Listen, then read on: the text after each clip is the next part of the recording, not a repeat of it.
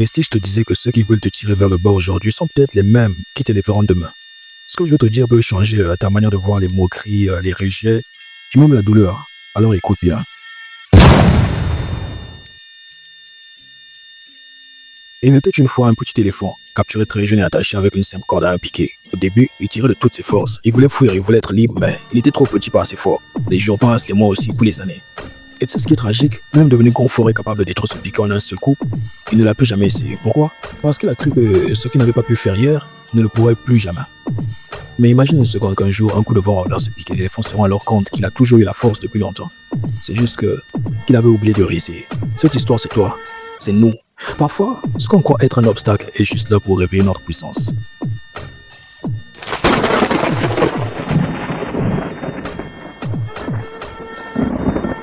Quand j'étais enfant, je réagissais souvent avec colère, à la moindre moquerie, au moindre regard mal placé, je voyais rouge.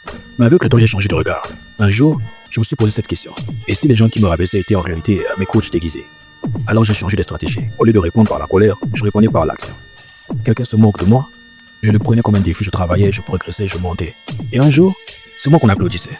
C'était devenu une habitude de transformer chaque pic en carburant. Et tu sais quoi? J'ai fini par comprendre que la douleur a un sens. Elle t'endurcit, elle te forme, elle t'ouvre les yeux. Oui, tout est peut-être relatif. Celui qui te rabaisse aujourd'hui peut être l'échec qui t'élève demain. Celui qui te rejette peut être celui qui sont le foulard te pousse à révéler ton génie. Chacun a un rôle. Même ceux qui te plaisent ont leur place dans ton histoire.